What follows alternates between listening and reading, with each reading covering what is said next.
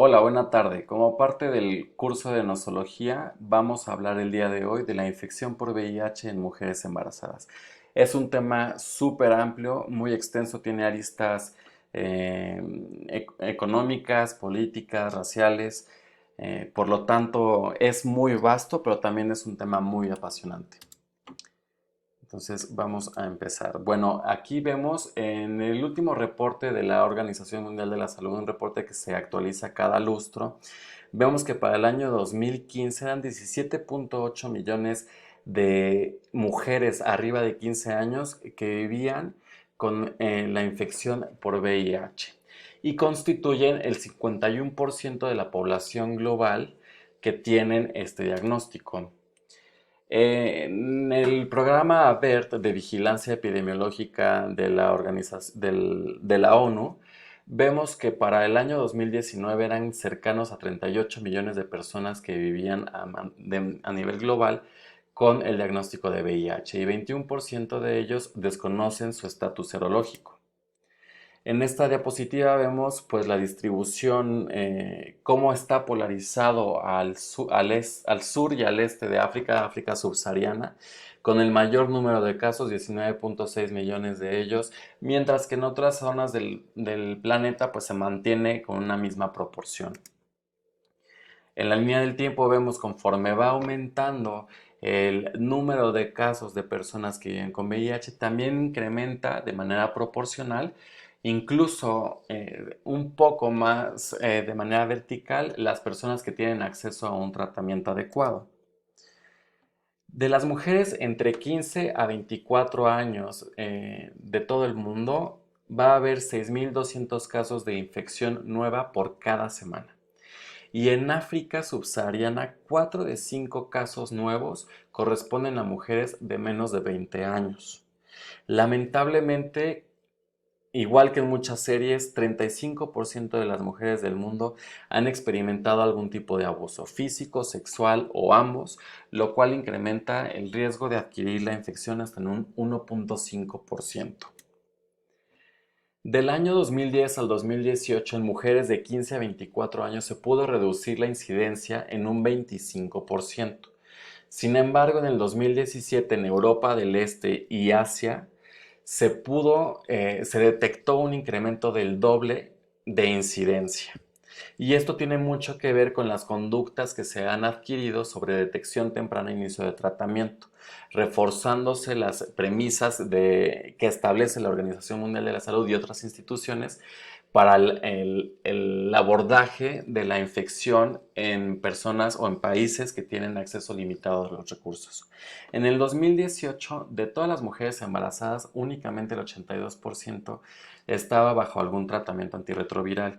Y esto es importante porque, bueno, como vemos, hasta el día de la semana pasada eran 41.962.826 personas que viven con VIH. 1.4 millones al año de mujeres que viven con VIH se van a embarazar y de ellas solamente 1.1 puede tener o tiene acceso a algún tratamiento antirretroviral. Y esto pues tiene gran repercusión no solamente en lo económico, sino también en lo social. Y lo vamos a ir viendo más adelante. Esto es información extraída de la tesis de posgrado del doctor Tondo Po. Se realizó en el Hospital de Infectología del Centro Médico Nacional Arrasa en la Ciudad de México y vemos cómo la población que es atendida en esta institución, la mayor población afectada de mujeres embarazadas con VIH son mujeres entre 20 y 40 años. Aquí lo podemos ver, el 82% de ellas tienen de 18 a 36 años y 54% de ellas son mujeres económicamente activas. Sobre la transmisión que se presenta en este grupo, bueno, vemos que es una transmisión heterosexual, por supuesto, guarda una relación estrecha con el número de exposiciones y la carga viral detectada en las secreciones. Además, la respuesta inmunitaria del huésped y la virulencia relativa de la cepa infectante. Por cada dos hombres se va a infectar una mujer, es decir, es más fácil que se contagie una mujer a que se contagie un hombre con un mecanismo de transmisión heterosexual. Tiene que ver también la viremia, que es mayor en los hombres, pueden muchas veces tener una inmunodeficiencia avanzada sin presentar manifestaciones y tener contacto sexual con una mujer. Además, por supuesto, incrementa la probabilidad de adquirir la infección la presencia de una infección de transmisión sexual ulcerada.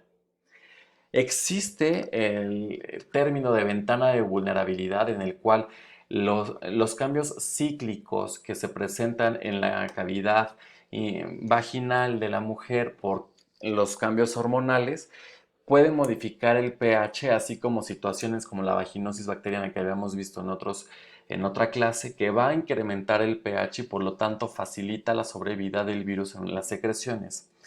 Hay alteraciones anatómicas que pueden estar relacionadas con la facilitación al ingreso del virus, como la ectopia de cervix, aunque en diferentes cohortes no ha quedado bien establecido la relación causa-efecto.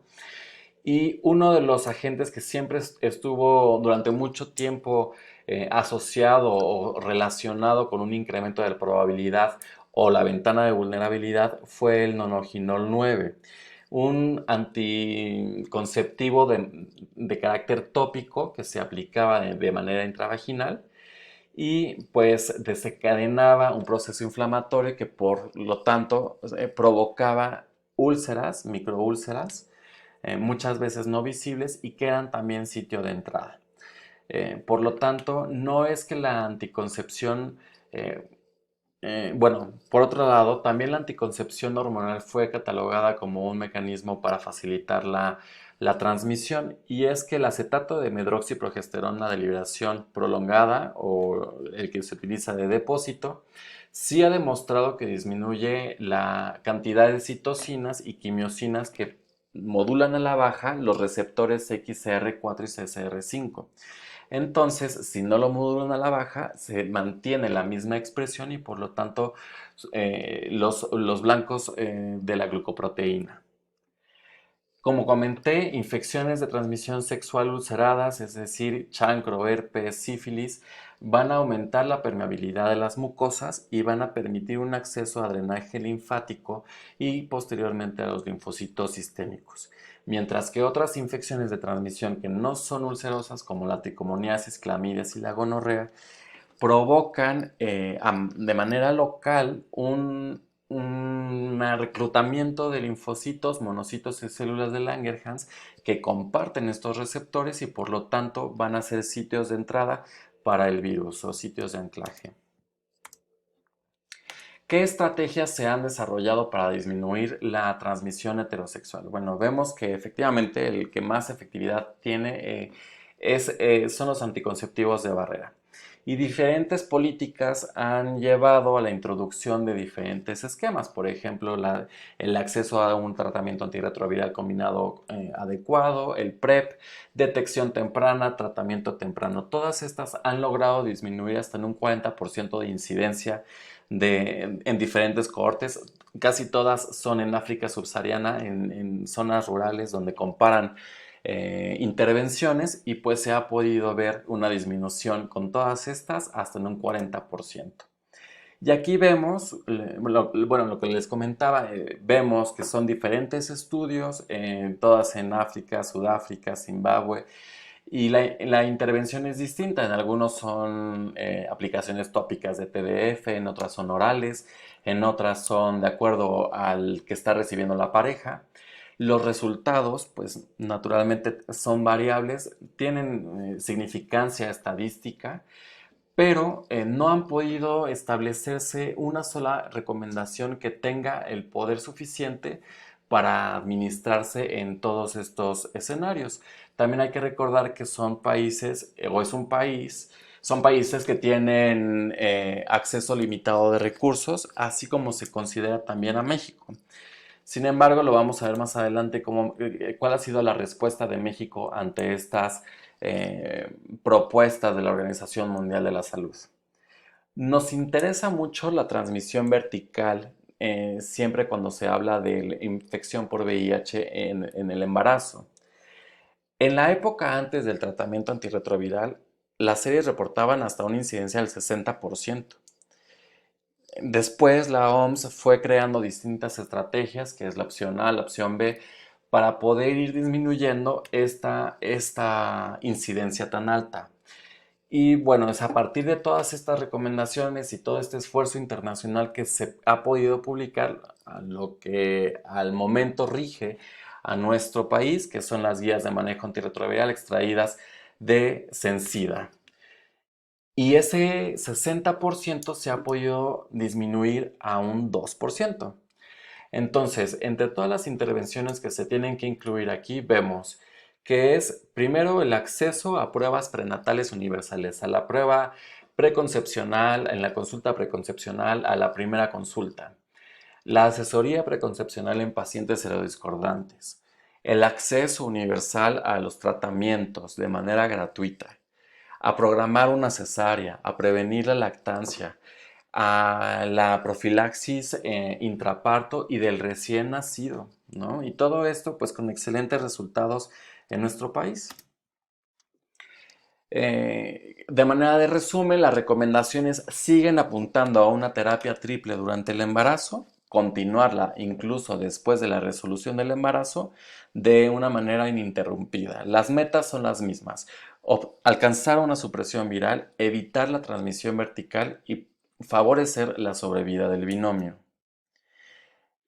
Sobre las estrategias de inicio de tratamiento, en toda mujer embarazada con diagnóstico de VIH se debe de iniciar el tratamiento independiente de la carga viral y el recuento de CD4. Una vez que ya empezamos el tratamiento, hay que ofrecer consejería, hay que buscar el tratamiento más adecuado para la paciente.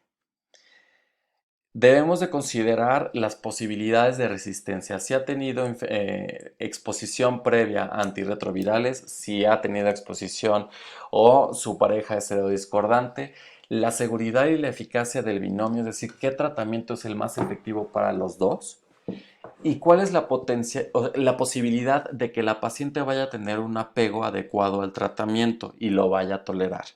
Además, las interacciones farmacológicas son importantes, sobre todo debemos recordar que hay medicamentos que pueden estar contraindicados o que hacen interacción con medicamentos que ya se utilizan en el embarazo, como la metformina, por ejemplo, en la alteración en el trastorno del metabolismo de los carbohidratos, que cada vez es más prevalente en nuestra población, donde intervienen factores tanto hereditarios como nutricionales y estilos de vida saludables.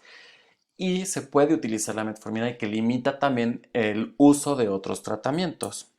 Por lo tanto, al momento de establecerse el diagnóstico, se debe de realizar un, un análisis integral y debe de continuar una periodicidad para poder ofrecer al binomio el mejor desenlace y alcanzar un control virológico satisfactorio y detectar de manera oportuna infecciones intrauterinas, un riesgo de ruptura prematura o riesgo de un aborto, para por lo tanto poder incidir y mejorar la comorbilidad.